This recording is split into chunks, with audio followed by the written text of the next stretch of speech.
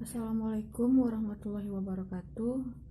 Saya Lira Amni Janata akan membahas tentang materi jual beli dalam Islam. Pembahasan terkait jual beli dalam Islam ini terbagi menjadi dua bagian, yaitu secara bahasa dan secara istilah. Secara bahasa, jual beli itu berasal dari kata al-bayu yang memiliki arti mengambil dan memberikan sesuatu. Ada juga yang mengartikan sebagai aktivitas tukar menukar harta dengan harta lainnya. Kata al-bayu adalah turunan atau derajat dari kata al-bara yang memiliki arti depa. Mengapa depa? Karena saat itu orang Arab mengulurkan depa saat mereka ingin melakukan transaksi jual beli, yang kemudian diiringi dengan sambil menepukkan tangan mereka sebagai tanda bahwa mereka tuh transaksi atau akadnya sudah deal atau berjalan dengan lancar, dan terjadi perpindahan kepemilikan barang tadi yang dijual belikan. Adapun secara istilahnya, jual beli dalam Islam itu adalah transaksi tukar menukar yang memiliki dampak, yaitu kepemilikan dari barang tersebut sudah berpindah dan tidak sah bila tidak dilakukan dengan akad. Selain itu, bila dirujuk pada kitab Fiqhus Sunnah yang ditulis oleh ulama Sayyid, maka pengertian jual beli dalam Islam itu menjadi sebuah transaksi tukar menukar tukar menukar harta yang dilakukan suka sama suka, atau bisa juga disebut dengan proses memindahkan suatu kepemilikan kepada pihak lain dengan adanya kompensasi tertentu yang harus ada sesuai dengan koridor syariat Islam. Apa saja yang termasuk koridor dalam Islam syariah itu? Paling tidak ada dua hal yang harus diperhatikan dalam jual beli, termasuk dalam koridor syariat suatu barang yang bukan merupakan barang haram, atau cara mendapatkannya juga dengan cara yang haram. Pendapat Imam Mahzab terkait jual beli dalam Islam mendefinisikan bahwa jual beli dalam Islam itu sebagai pertukaran harta atau benda dengan harta berdasarkan benda dengan harta yang diperoleh khusus atau yang diperbolehkan. Adapun ulama Makiyah mendefinisikan jual beli dalam Islam pada dua definisi, yaitu definisi umum dan definisi khusus. Pada definisi umum, jual beli dalam Islam adalah suatu perikatan tukar menukar suatu barang yang bukan kemanfaatan atau kenikmatan. Kemudian, pada definisi khusus, ikatan tukar menukar suatu barang yang bukan kemanfaatan dan bukan pula kelezatan yang mempunyai daya tarik. Penukaran bukan emas dan bukan perak, bendanya dapat direalisir dan ada di tempat. Itu juga bukan merupakan barang hutangan dan jelas sifat-sifat barang dari tersebut. Terima kasih, sekian dari saya, akan dilanjutkan oleh teman-teman saya. Assalamualaikum warahmatullahi wabarakatuh. Saya Herunisa. Saya akan melanjutkan materi dari teman saya, yaitu tentang bentuk-bentuk jual beli yang diharamkan. Oke, akan saya jelaskan di sini. Oke, yang pertama, karena adanya unsur kezaliman. Seperti yang kita tahu, zalim itu kan suatu hal yang tidak baik. Makanya jual beli yang berbentuk kezaliman itu tidak baik. Nah, selanjutnya jenisnya adalah ihtikar. Apa sih ihtikar? Ihtikar itu yaitu penimbunan barang. Nah, penimbunan barang ini seperti ini. Dia menimbun barang yang saat itu harganya murah dan akan dijual, ditimbun ya, dan akan dijual saat si barang ini harganya mahal. Contohnya pada saat pandemi ini banyaknya oknum-oknum yang menimbun masker, misalnya dia akan menjual maskernya saat harga masker itu mahal, seperti itu. Oke, selanjutnya ada risi. Risi itu bisa dibilang menyembunyikan kerusakan barang. Contohnya seperti ini, si penjual bisa jadi si penjual ini menaikkan harga dari harga pasar seharusnya. Kemudian adanya merampas hak cipta. Nah, itu haram. Seperti halnya kita merampas milik orang lain. Bisa kita contohkan seperti plagiat gitu ya. Dia merampas hak cipta seseorang dan mengaku-ngakui itu adalah hak cipta milik dia. Nah, itu diharamkan. Selanjutnya, menjualkan barang oleh seseorang tetapi masih dalam tawaran orang lain. Contohnya seperti ini. Si penjual menawarkan barang kepada seseorang tersebut, si pembeli pertama.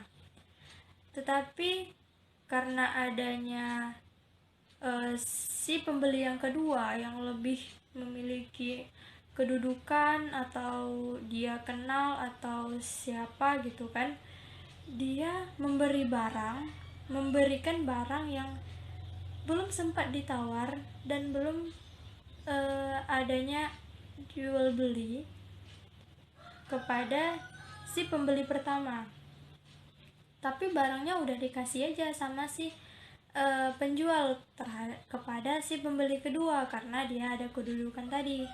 Nah, itu kenapa tidak boleh? Karena otomatis si pembeli pertama sakit hati dong dengan hal seperti itu, merasa tersinggung. Nah, itu bisa adanya unsur tidak keenakan atau unsur sakit hati di antara si penjual dan si pembeli. Dan selanjutnya, menjual barang untuk hal maksiat.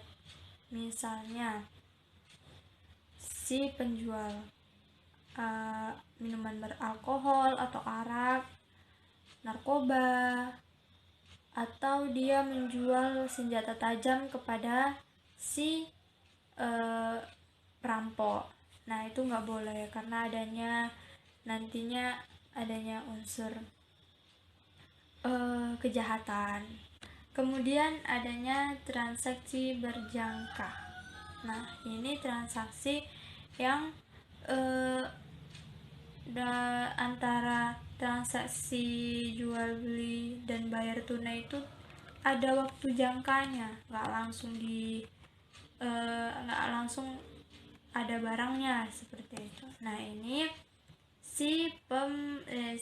para ahli mengatakan bahwasanya ini haram, dan mengatakan bahwasanya ada unsur gharar karena barang yang dibeli tadi itu adanya harganya bisa naik, bisa aja turun kapan saja waktunya.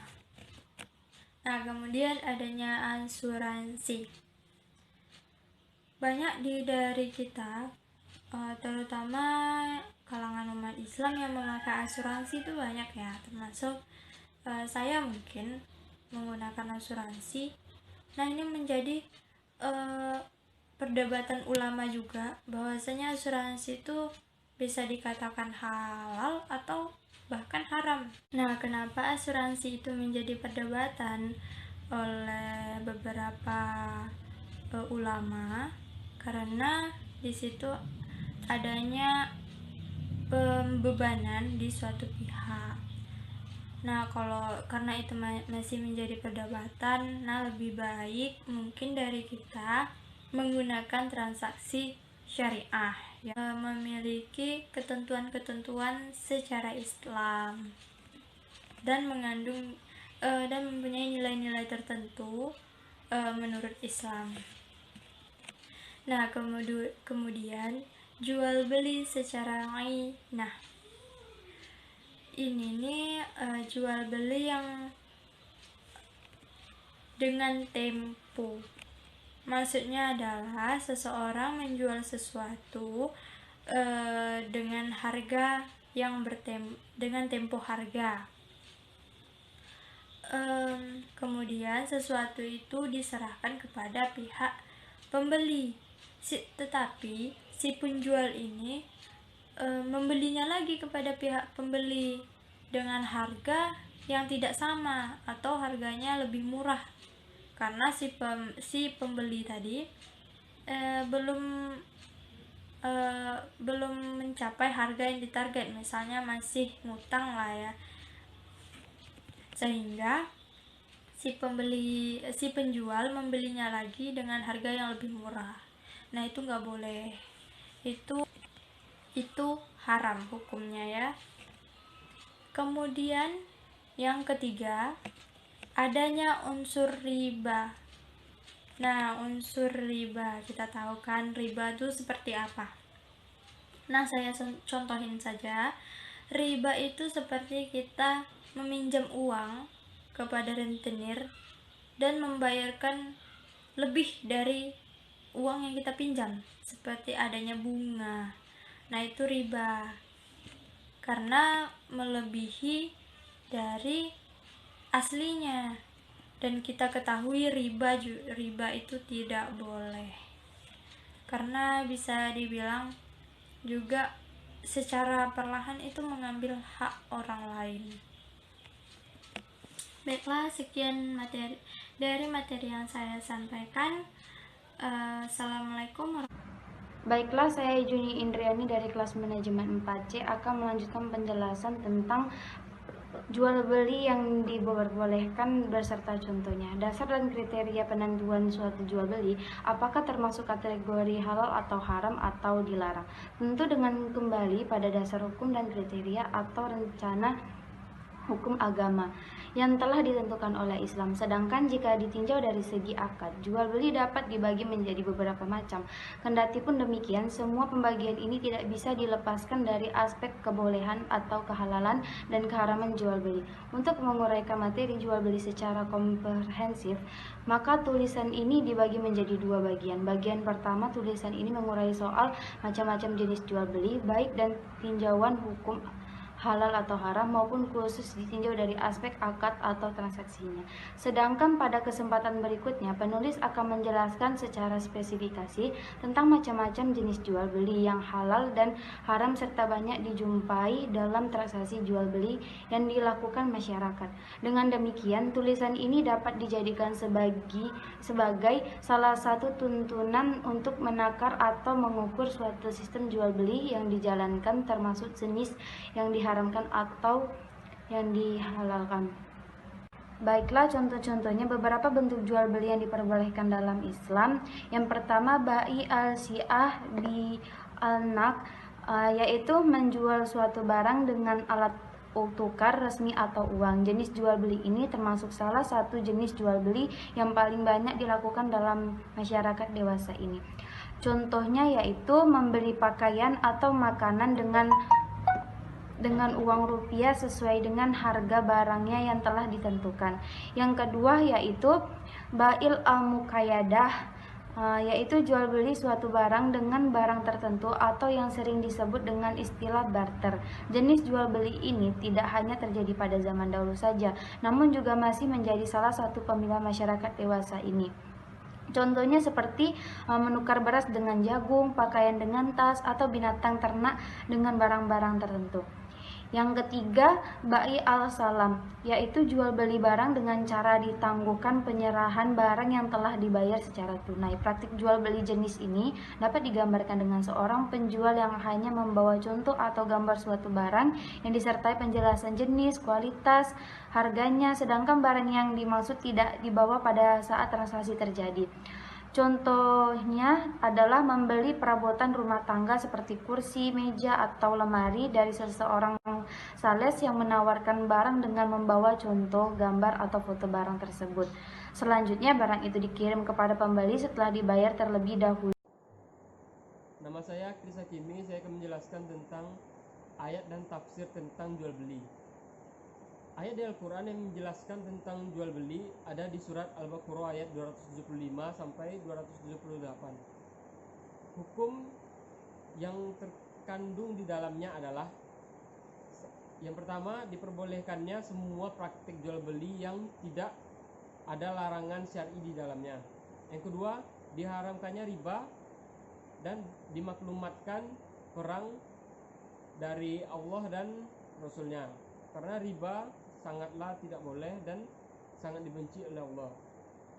Al-Quran mengharamkan riba dalam 4 tahap. Tahap pertama yaitu ada di Al-Quran surat Ar-Rum ayat 39. Tahap kedua ada di Al-Quran surah An-Nisa ayat 160 sampai 161.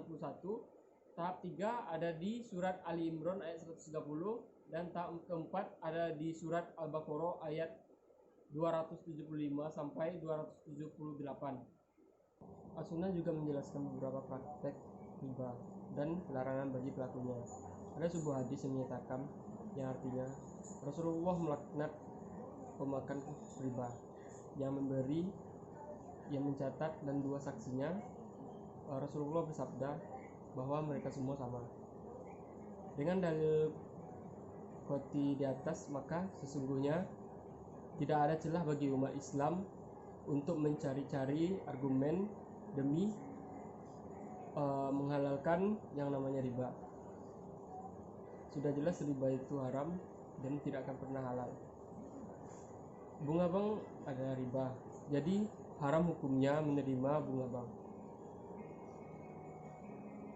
Yang haram melakukan riba adalah individu dan bukan badan hukum.